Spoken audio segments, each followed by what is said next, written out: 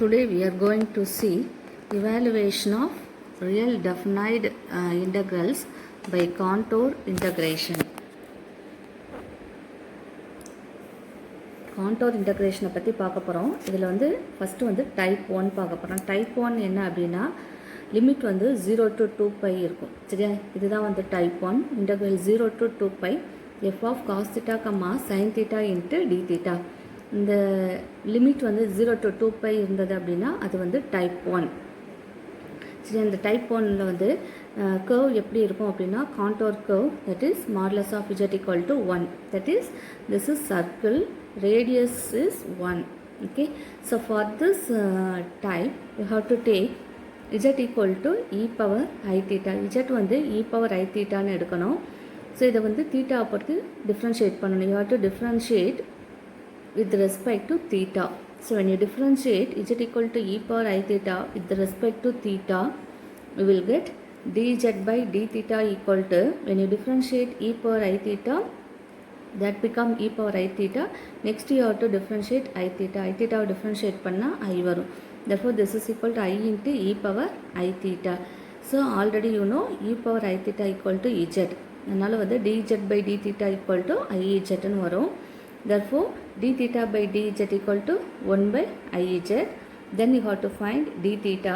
D theta is nothing but that is dz by IEZ. Okay, so already we know that cos theta equal to e power I theta plus e power minus I theta divided by 2. Okay, this is a known result. Okay, so here in this method we have to take z equal to e power I theta.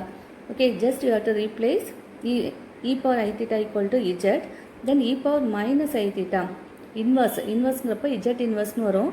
z inverse is nothing but 1 by z, that is divided by 2. இப்போ இதை cross multiply பண்ணிங்கன்னா என்ன வரும், z square plus 1 divided by 2z. Okay, like that you have to find out for sin theta.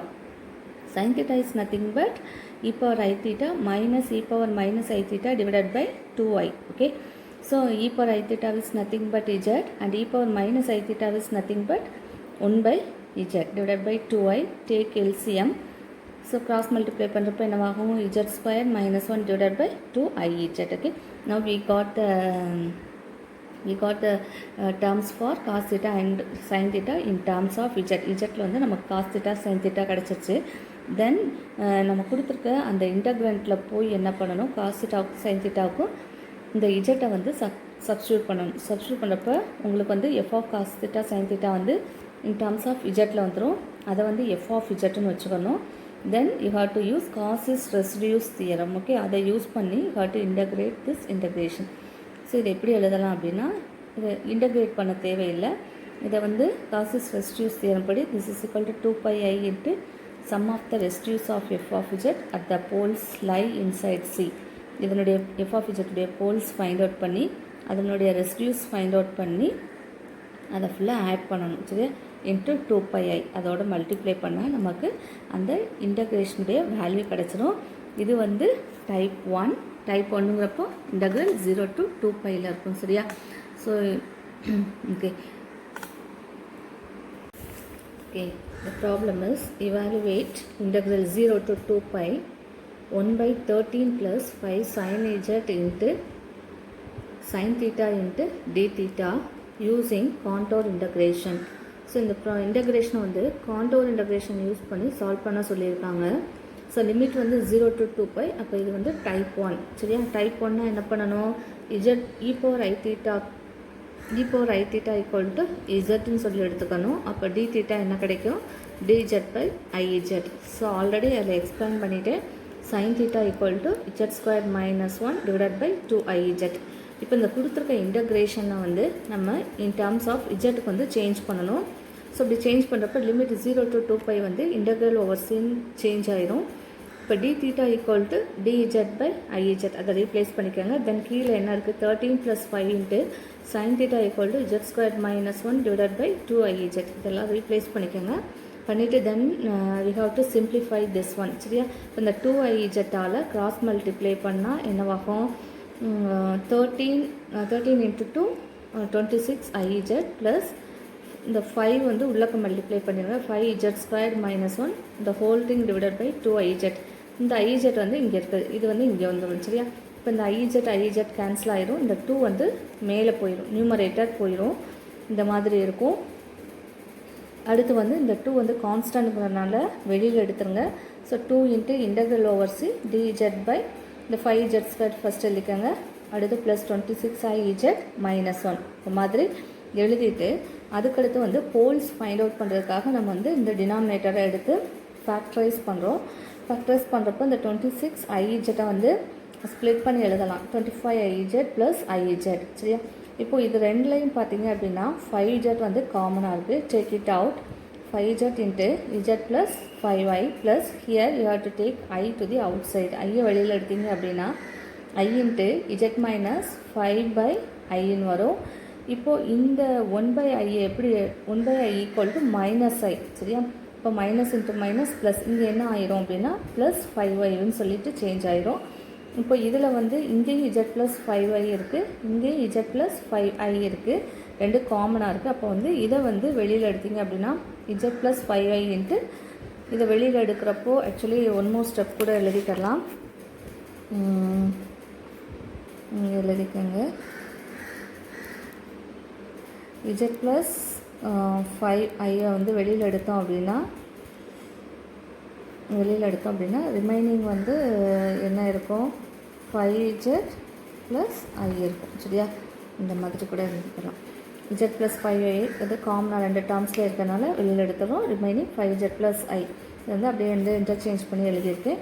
இதிலேருந்து 5 வந்து வெளியில் எடுங்க. 5 வெளியில் எடுத்தால் என்ன ஆகும்? z ப்ளஸ் i/5 மாறும். இது z ப்ளஸ் 5i இதை வந்து அப்படியே வந்து அங்கே வந்து ரீப்ளேஸ் பண்ணிடுங்க. அந்த இன்டகிரேஷனில் ரீப்ளேஸ் பண்ணிவிட்டு இதனுடைய போல்ஸ் வந்து ஃபைண்ட் அவுட் பண்ணணும் அடுத்து. ஸோ போல்ஸ் எப்படி ஃபைண்ட் அவுட் பண்ணுவீங்க? டினாமினேட்டர் வந்து ஈக்குவல் டு 0 கொடுங்க. இப்போ z plus i/5 equal to 0, z plus 5i equal to 0. அப்போ z equal to minus i/5, இங்கே வந்து z equal to minus 5i. ரெண்டு போல்ஸ் கிடைக்குது. இந்த ரெண்டு போல்ஸ்க்கும் ரெசிடியூஸ் ஃபைண்ட் அவுட் பண்ணணும். ஃபஸ்ட்டு வந்து ரெசிடியூஸ் ஃபைண்ட் அவுட் பண்ணணும் அப்படின்னா அந்த கொடுத்துருக்க கர்வுக்குள்ளே வந்து அந்த போல்ஸ் வந்து லை ஆகணும். இப்போ இந்த ரெண்டு பாயிண்டில் எந்த பாயிண்ட் வந்து அந்த கர்வுக்குள்ளே லை ஆகுது? Actually here the curve is circle, அதாவது modulus z equal to 1, radius 1. அப்போது வந்து அந்த ஒன்றுக்குள்ளே சரியா எது வந்து லை ஆகுதுன்னு சொல்லி பார்க்கணும். ஃபஸ்ட்டு இதை எடுத்துக்கோங்க. Modulus z equal to modulus of 5/5. அப்போ modulus i/5 that is modulus i divided by 5.